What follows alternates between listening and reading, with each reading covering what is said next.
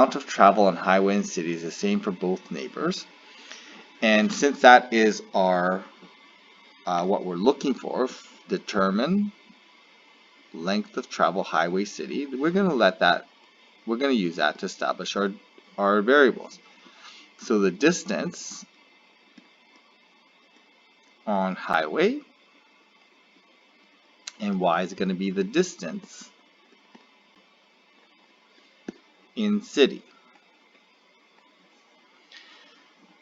And we don't really know, it looks like we don't really know the total distance, but we're trying to find the length of travel for just highway, just city.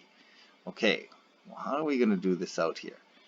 So what are our two relationships? So we can't just do x plus y equals something because we don't know how far we went. So let's take a closer look here. We need to come up with two relationships with what we've been given here. We can come up with a relationship for, well, we've been told Volkswagen, highway, city.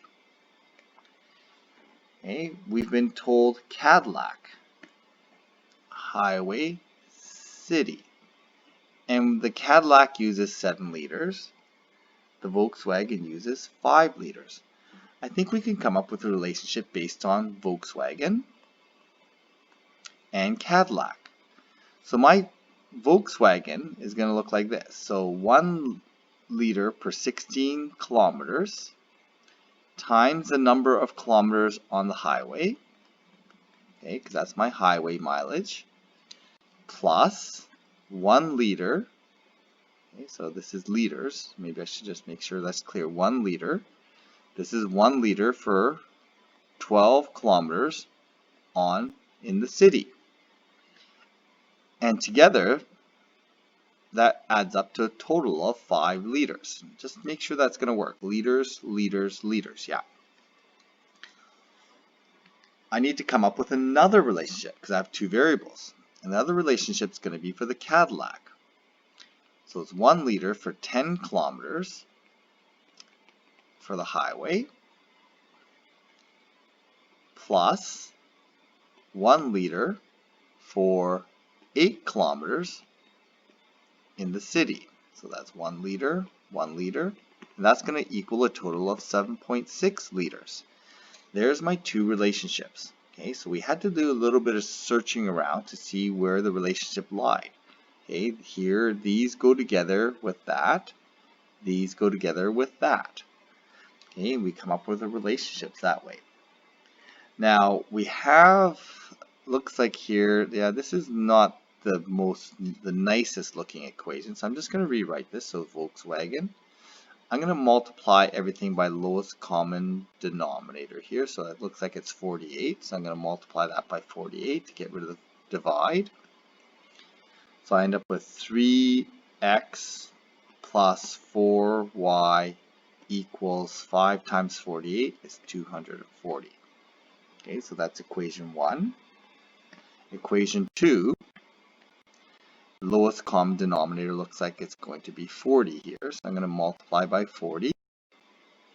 So I end up with 4x plus 5y equals, I need a calculator for this, 77.6 times 40, 7.6 times 40, I'm getting 304. Okay? These are not the nicest numbers because we're going to get fractions. So I'm maybe going to abandon my substitution and use addition subtraction because I think addition subtraction actually is going to be a little bit cleaner here. So here it doesn't really matter which variable I get rid of. I think maybe I'll try to match the y coefficients. So it times by 5, and I'm going to match the y coefficients over here. So I'm going to times this by 4. Okay, so my Volkswagen equation is going to be 15x plus 20y. 5 times that is 1200.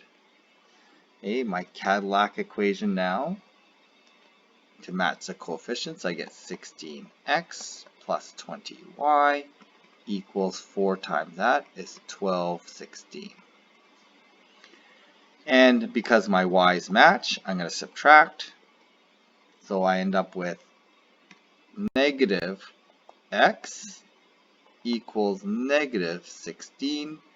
Oh, there we go. We've now solved for x. X is equal to 16 kilometers. Solving for y, I'm going to substitute back into one of the easier equations. I'm going to substitute that into, let's substitute that into here. That's a much easier equation. So when I do that, I end up with 3 times 16 plus 4 times y equals 240. For y, I subtract 48 from both sides. I'm going to get 196, or sorry, 92. Just double checking my work here. 3 times x, yeah, looks right. X is 16. Divide both sides by 4, so 192 divided by 4 gives me 48 kilometers, and that's in the city. Okay, so there's this is city, and my highway driving looks to be about 16 kilometers.